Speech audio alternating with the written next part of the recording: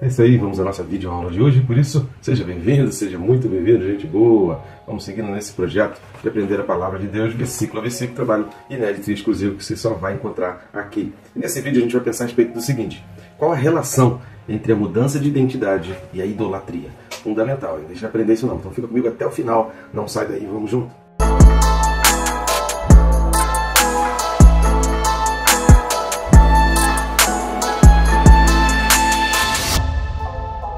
Antes de mais nada, quem está assistindo o vídeo e não está inscrito ainda, é bem rápido e fácil. Você vai clicar no botão aí embaixo que está inscrever-me. Clicou no botão inscrever, pronto, já está inscrito. Eu recomendo também clicar no sininho. Por quê? Clicando no sininho, além de ser notificado a cada vídeo novo que está sendo colocado aqui no canal, você também vai sendo disciplinado a estudar a palavra de Deus, já que essa notificação vai te lembrar que você precisa estudar a palavra de Deus. Mesmo que você não utilize os nossos vídeos, mas pelo menos o lembrete ali vai ser fundamental para você. Tá certo? Vamos lá, o texto desse vídeo. Carta de Paulo aos Romanos, capítulo 1. E o versículo é o de número 25. Romanos 1, versículo 25, fala assim: pois eles mudaram a verdade de Deus em mentira, adorando e servindo a criatura em lugar do Criador, o qual é bendito eternamente. Amém. Amém, né? Lembrando que esse versículo aqui está ligado ao 24, se você não assistiu, assista. O vídeo é um pouco longo, mas é fundamental para que a gente entenda os outros comentários, porque esse trecho da Carta de Paulo aos Romanos, aqui, esse capítulo 1, é um texto que gera muitas divergências, gera muitas dificuldades de interpretação e principalmente que gera um confronto que muitas pessoas não querem. Simplesmente o texto às vezes está bem claro, mas as pessoas não querem acreditar no que a Bíblia está dizendo, elas preferem acreditar nas suas próprias convicções, sua própria carne, e embora a Bíblia esteja martelando ali uma verdade bem explícita, as pessoas fazem vista grossa, fazem questão de não querer acreditar. Então isso é fundamental. E antes da gente seguir então adiante nesse versículo, peço suas ajudas aí, curte, comenta, compartilha, nos ajuda a alavancar o vídeo, e também você pode ir nesse link que está aqui do lado, vai ficar aqui até o final, esse QR Code, ou o primeiro link que está na descrição, tanto faz, vai abrir o mesmo menu de opções, através do qual você vai estar adquirindo esses livros que estão aparecendo aqui. Tem Quem Se Importa com Deus, que ajuda muito nesse questionamento: por que acontece coisa ruim no mundo, por que aconteceu aquilo de ruim comigo, por que Deus não evitou uma tragédia, um acidente, uma situação catastrófica, né? Onde estava Deus quando aconteceu aquilo tudo? Esse livro, Quem Se Importa com Deus, vai te dar uma orientação com as respostas que Deus quer que você realmente pense. E o Perca Peso Tirando a Trave do Olho ajuda muito a gente a lidar com o pecado, a gente entender o pecado, e muitas pessoas ficam olhando apenas o pecado dos outros e esquecem dos próprios pecados. Mas aí como que a gente lida com alguém que está afastado, cometeu um pecado, com os escândalos no meio evangélico? Perca Peso Tirando a Trave do Olho, não deixe de adquirir esse livro aí. Vamos lá? Primeira coisa que a gente vai observar é que está dando uma sequência, né? Então esse pois que começa aqui no versículo 25, ele está exatamente explicando o que a gente já falou no versículo 24. Então, no versículo 24, Deus entregou tais homens as imundícias pela concupiscência de seu próprio coração, para desonrarem o seu corpo entre si, pois eles mudaram a verdade de Deus em mentira. Ou seja, o que eles estavam fazendo com aquilo? Mudando a verdade de Deus em mentira. A palavra aqui para mudaram, assim como no versículo 6, também que a gente falou, é metalasso, né? Então não é metanoia, mas é metalasso. A palavra grega meta significa além, que transcende. Essa palavra meta significa que vai além, né? Que transcende, que ultrapassa barreiras. Em todo o Novo Testamento, ela só aparece aqui e nesses dois versículos. E ela é diferente de metanoia, né? A gente já falou aqui, a palavra metalasso, ela tem uma diferença em relação a metanoia. Metanoia vai aparecer lá em Romanos, capítulo 12. Vai falar que é a transformação da vossa mente, que é a mudança, né? Embora seja meta também, que é essa transcendência, mas é fazer com que a noia, que é a mente, vá além. Então, o metalasso é diferente de metanoia. Metalasso significa troca. Metanoia envolve a mente, o raciocínio, a razão. Aqui não. Metalasso é trocar por trocar, sem pensar no depois. Então, o metalasso é uma simples substituição. É aquela ação rápida, é aquela ação, né, que você chega simplesmente e trocou e acabou. E o que vai acontecer depois? Não, o negócio é trocar, é substituir. E o que eles mudaram, então? O que eles substituíram? Repara aí o versículo 25. A verdade de Deus em mentira. Então, o que eles mudaram é a verdade de Deus. É isso que eu comecei falando, que muita gente tem dificuldade, às vezes, de encarar, porque o texto está sendo muito claro em determinados pontos. O texto bíblico está sendo bem específico em determinados assuntos. Mas tem gente que faz questão de não acreditar nisso, que faz questão de abrir mão da verdade de Deus. E a pessoa muda a verdade em mentira. Quando a pessoa faz isso, ela faz consciente. Ela está fazendo de uma forma que seja... Não estou falando dos motivos, eu estou fazendo porque eu quero, num sentido de uma ruindade. Mas é aquela coisa assim, cara, não, isso aqui não serve para mim. Isso aqui, eu não quero isso aqui, então eu quero aquilo outro. Então a pessoa de uma maneira consciente, ela está transformando a verdade em mentira. Por quê? Porque satisfaz muito mais a ela, muito mais a vontade dela, muito mais aquilo que ela deseja. Então, ao invés de abrir mão do seu prazer, ao invés de abrir mão do seu pecado, ao invés de sacrificar o seu Isaac, a pessoa prefere não adorar a Deus e desprezar a verdade de Deus. Então essa verdade de que o Criador é maior do que a criatura, essa é a verdade principal que está sendo mudada. E aí entra o ponto bem importante que toda a Bíblia ela vai narrar e ela vai trabalhar. Se vocês observarem vários personagens bíblicos, a Bíblia faz questão de trabalhar essa questão da identidade, mostra a origem da pessoa e faz questão de trabalhar essa questão da identidade. O próprio Davi tinha um sério problema de identidade. A Bíblia vai contar detalhadamente a respeito disso, que ele era fruto, ele faz um salmo dizendo que em pecado me concebeu minha mãe, ou seja, provavelmente era fruto de um adultério, alguma coisa que aconteceu naquela relação, e o pai o desprezava, o pai o deixava cuidando lá e tratava muito melhor os outros irmãos, que eram os irmãos mais velhos ali. Mas Davi, os amigos de Davi, a companhia de Davi eram as ovelhas. Por isso Deus vai falar assim, e o versículo da Bíblia que fala, olha, eu te tirei de trás da manada das ovelhas. Davi vai trabalhar isso depois de se tornar rei, depois de várias conquistas e várias vitórias, vai trabalhar isso na vida de Mefibosete. Mefibosete, um menino que ficou aleijado, cresceu, mas que era da descendência de Saul, e Davi faz questão de ir lá resgatar Mefibosete, falar e mudar a identidade dele. Não, você é filho do rei, você é descendente do rei, e você vai comer na mesa do rei. A Bíblia trabalha muito essas questões de identidade. Então, quando se muda a figura do Criador e da criatura, repare, adorando e servindo a criatura em lugar do Criador, então essa inversão, isso envolve a mudança de identidade. Por quê? Porque a pessoa perde a identidade do Criador, o do poder de Deus. Então a verdade que foi mudada é a verdade de que a criatura ela é menor que o Criador. A de que o Criador sabe mais que a criatura. Vamos dar uma lida na primeira carta aos Tessalonicenses, capítulo 1, versículo 9. Primeira carta de Paulo aos Tessalonicenses, capítulo 1, versículo 9, fala assim: pois eles mesmos, no tocante a nós, proclamam que repercussão teve o nosso ingresso no vosso meio, e como deixando os ídolos, vos convertestes a Deus, para servirdes o Deus vivo e verdadeiro. Esse versículo 9 aqui de 1 Tessalonicenses, ele está falando exatamente disso. A repercussão que teve e de como deixaram. A Bíblia fala sobre isso, a gente precisa deixar. Então há coisas que precisam ser deixadas, há prazeres que precisam ser deixados, há um estilo de vida que precisa ser deixado. Mas quando a pessoa não quer deixar, como a gente falou no vídeo passado, por isso a ênfase e a preocupação com pecados relacionados à área sexual, ela é muito grande. Por quê? Porque há uma dificuldade tremenda em você abandonar algo que te fez feliz. Como que você vai conceber que algo que te deu um prazer extremo, que te fez muito feliz, é algo que te conduz ao pecado? Daí muita gente tem essa grande dificuldade, e aí o que a pessoa faz? A pessoa não abandona o pecado, continua preso, e aí para aplacar um pouco aquele sentimento, né, para tirar um pouco aquele sentimento, o peso da culpa, o que a pessoa faz? Ela não permite Deus tratar a culpa, porque quem tem que tratar a nossa culpa é Deus. Essa é a figura toda do tabernáculo, né? A figura ali do Santo dos Santos, aquela figura toda ali da entrada, a bacia de bronze, aquilo tudo, é porque quem purifica, quem tira a nossa culpa é Deus, Ele é que faz essa limpeza. Mas o ser humano, rejeitando a obra de Deus e rejeitando toda a obra de Jesus Cristo, que é Jesus Cristo, que é essa pessoa que vem nos resgatar, que vem nos purificar, nos redimir do nosso pecado, há uma rejeição à obra de Jesus Cristo, achando que ele por si mesmo consegue aplacar essa culpa. E como que o homem se convence que pode aplacar essa culpa? Se convencendo de que aquela verdade não é verdade e de que a mentira dele é que é a verdade. Não, eu gosto assim, eu gosto de viver assim, então eu vou dar um jeito de tentar viver uma vida de uma maneira que eu ache que seja a correta diante de Deus, mas sem abandonar, sem trocar, sem converter. Então a essência da salvação, a essência do homem alcançar a salvação, né, o ponto principal para que o homem atinja a salvação é a conversão dos seus maus caminhos, é a mudança de atitude, é a transformação, é a metanoia e não a metalácio. A Bíblia chama de idolatria tudo o que é adorado, tudo que ocupa o lugar de Deus no coração, nos desejos, na vontade do homem. Vamos dar uma lida em Êxodo capítulo 20, versículos de 1 a 6. Êxodo 20, versículos de 1 a 6 fala assim: então falou Deus todas essas palavras: eu sou o Senhor teu Deus, que te tirei da terra do Egito, da casa da servidão. Não terás outros deuses diante de mim. Não farás para ti imagem de escultura, nem semelhança alguma do que há em cima nos céus, nem embaixo da terra, nem nas águas debaixo da terra. Não as adorarás, nem lhes dará culto, porque eu sou o Senhor teu Deus, Deus zeloso, que visita a iniquidade dos pais nos filhos até a terceira e quarta geração daqueles que me aborrecem, e faço misericórdia até 1000 gerações daqueles que me amam e guardam os meus mandamentos. Então aqui são os 2 primeiros mandamentos, dos 10, chamados 10 mandamentos. Aqui tem os 2 primeiros.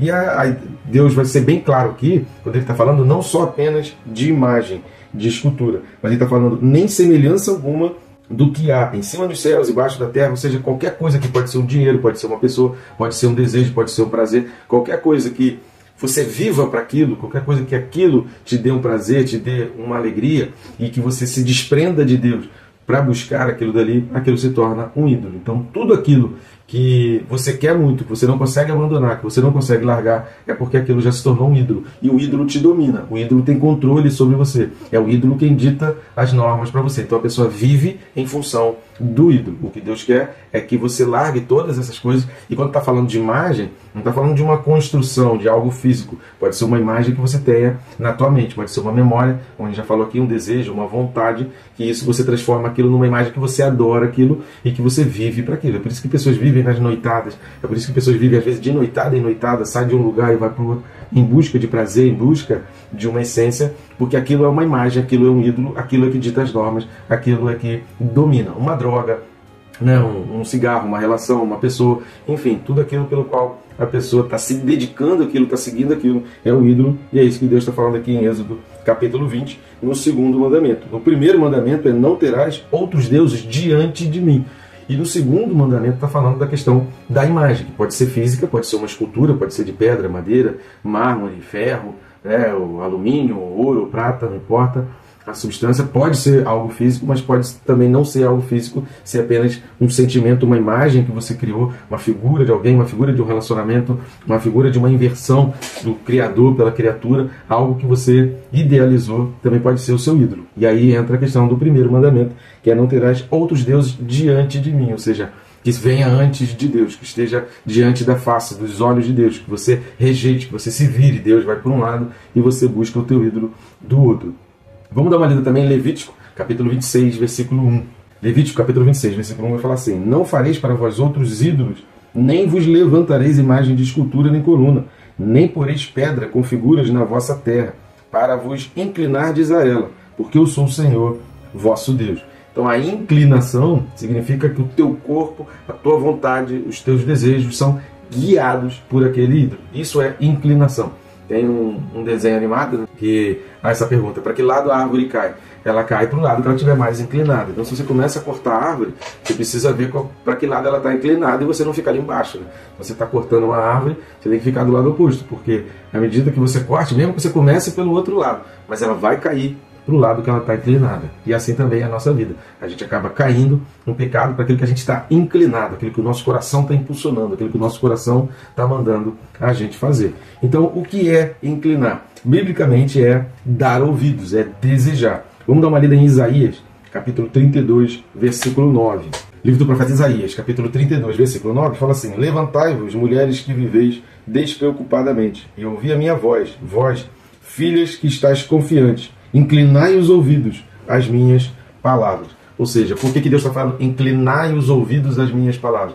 Porque as palavras de Deus estavam numa posição contrária a tudo aquilo que elas estavam inclinadas, a tudo aquilo que elas estavam desejando, a tudo aquilo que elas estavam querendo. Então Deus está falando: vocês estão inclinados para o lado errado, vocês estão envergados, vocês estão direcionados para o lado errado. Vocês precisam mudar a direção, vocês precisam inverter a direção e inclinar os ouvidos às minhas palavras, não a outras palavras qualquer. Essa palavra inclinar, ela também vai ter na Bíblia o sentido de curvar. Vamos ver Josué capítulo 24, versículo 23.